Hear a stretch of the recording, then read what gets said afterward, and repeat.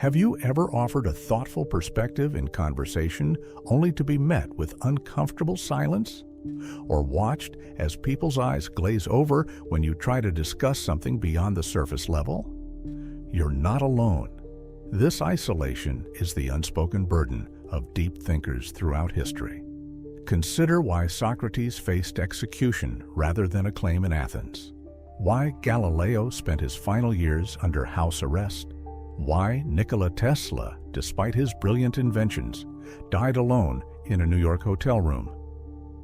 What if their intelligence itself was the problem? Not because they were wrong, but because they were right, in ways society wasn't prepared to acknowledge. Welcome to Medivoyage, where timeless wisdom meets contemporary challenges. Today, we're exploring a paradox that has persisted throughout intellectual history. The peculiar isolation that often accompanies profound thinking. Recent neurological research from MIT and Harvard reveals something fascinating. Encountering ideas that challenge our fundamental understanding doesn't just make us intellectually uncomfortable, it triggers the same neurological pathways as physical threats. Our brains literally process intellectual challenges as dangers. This explains why deep conversations at dinner parties often quickly retreat to comfortable superficiality, why workplaces discourage philosophical questioning of established practices, and why social media algorithms favor simplistic content over nuanced perspectives. The question is, why does society consistently marginalize its deepest thinkers, often to our collective detriment? Let's begin with what I call the cognitive mirror phenomenon. Unlike other forms of human excellence, intellectual depth creates a unique form of discomfort in others. Consider how we respond to different forms of superiority. When we encounter someone with extraordinary physical strength, we might admire them without feeling personally diminished. When we meet someone of great wealth, we might envy them, but our self-concept remains intact. But intellectual superiority functions differently in our social psychology. When we encounter someone whose thinking penetrates deeper than our own, it doesn't just introduce unfamiliar ideas. It implicitly reflects our own intellectual limitations back to us. Imagine someone exposing a fundamental flaw in your most cherished belief during a public discussion. The discomfort isn't merely about being corrected, it's about having your intellectual boundaries exposed before others and yourself. This creates what philosophers throughout history have recognized as a peculiar form of existential discomfort. We see this dynamic play out constantly in contemporary settings. Consider how certain political discussions immediately trigger defensive postures rather than curious inquiry, or how organizational hierarchies often suppress intellectual challenges from those with less authority despite their potential merit. The great Athenian philosophical tradition understood this dynamic. In dialogues recorded in the 4th century BCE, interlocutors often became hostile when Socratic questioning revealed the limits of their knowledge.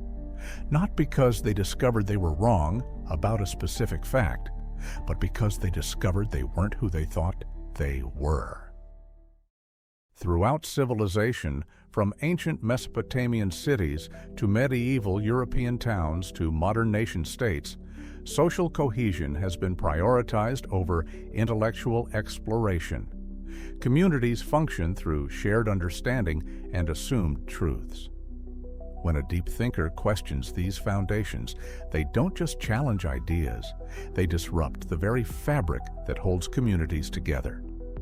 This explains the paradoxical aggression often directed at those who simply ask deeper questions. Contemporary research from Stanford's Social Neuroscience Laboratory reveals that this reaction intensifies in group settings. A 2021 study demonstrated that intellectual challenges perceived privately generate curiosity, while the same challenges in public settings triggered defensive reactions. The presence of peers amplifies our resistance to intellectual depth by a factor of 3.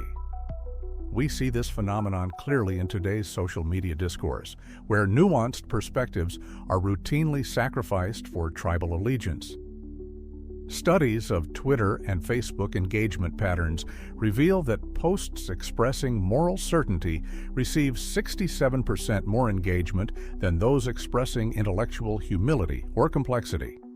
This mirrors what Plato described in his famous allegory of the cave around 375 BCE.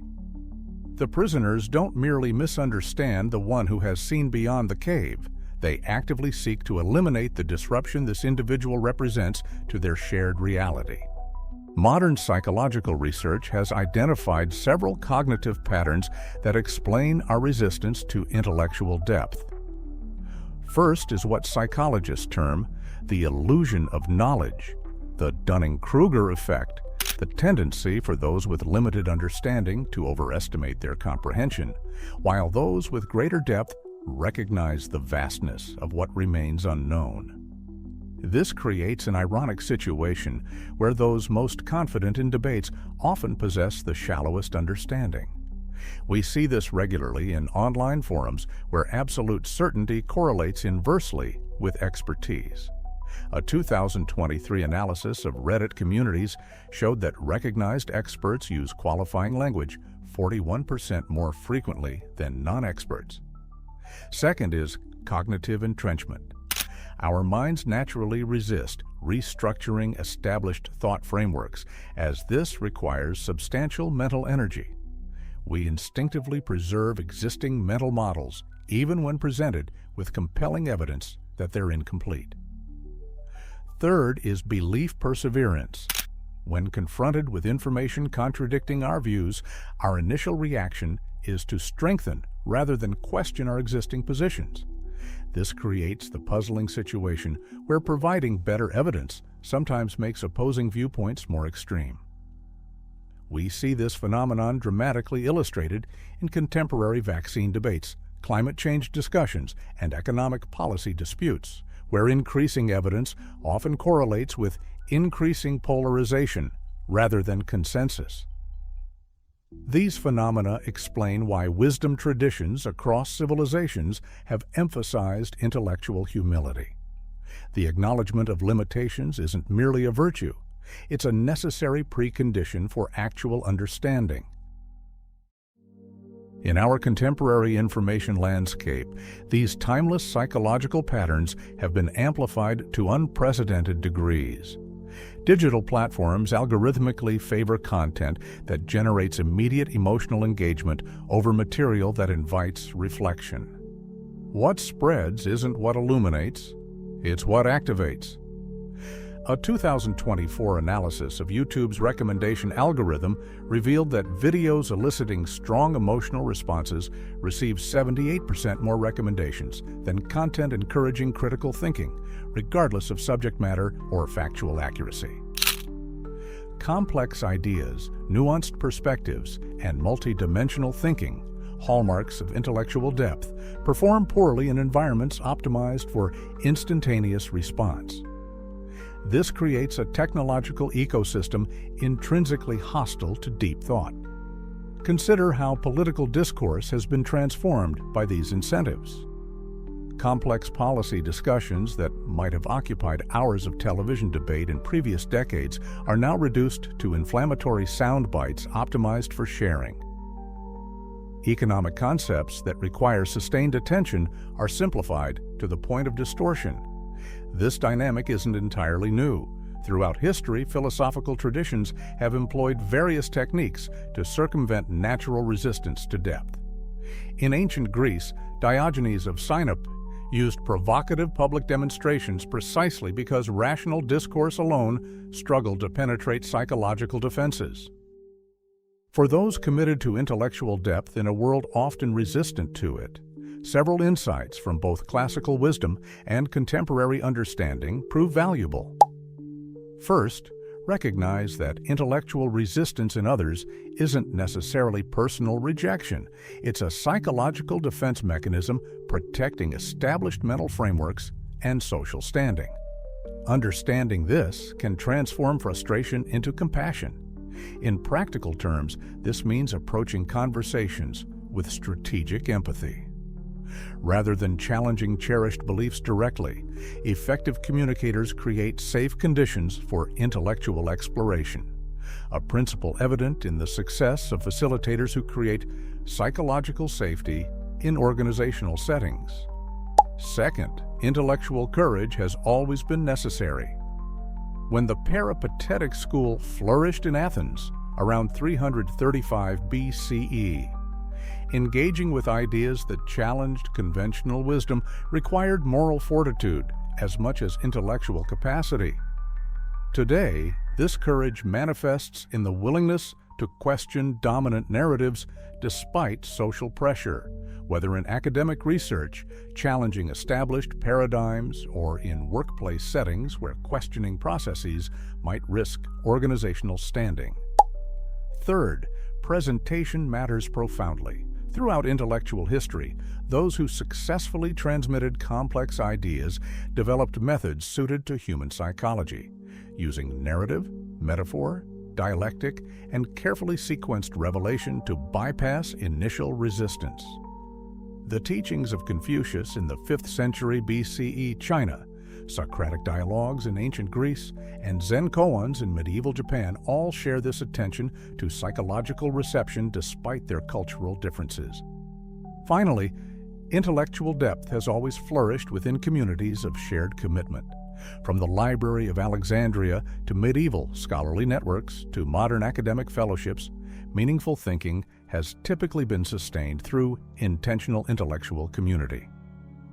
Today's digital landscape, despite its challenges, offers unprecedented opportunities to connect with minds similarly committed to depth across geographical and cultural boundaries.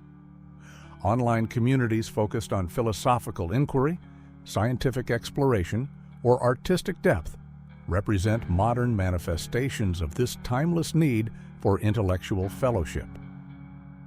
Throughout human history, every significant advancement in understanding, whether scientific, philosophical, or ethical, has come from those willing to think beyond comfortable conventions. From Copernicus's heliocentric model in 1543 that challenged humanity's cosmic centrality, to Darwin's evolutionary insights that reframed our biological understanding, to Einstein's relativity theory that transformed our conception of space and time, each faced initial resistance precisely because of their depth. Perhaps intellectual depth isn't merely a capacity but a responsibility, a willingness to see beyond immediate appearances into the underlying structures of reality, even when this vision temporarily separates us from comfortable consensus. When you find yourself intellectually isolated, remember that this experience connects you to a tradition extending across centuries, of minds whose insights were initially rejected not because they were wrong, but because they perceived what others couldn't yet recognize. In a world increasingly optimized for shallow engagement, your commitment to depth isn't merely a personal preference. It's a vital contribution to humanity's continued intellectual evolution. This journey through the psychology of deep thinking won't appeal to everyone. Some viewers have already clicked away to find less demanding content. But if these reflections resonated with you, you've found in Medivoyage a space where intellectual depth isn't merely permitted, but celebrated. In a world increasingly optimized for shallow engagement, your presence in this contemplative community isn't just appreciated. It's essential for preserving traditions of thought that have illuminated human understanding for millennia.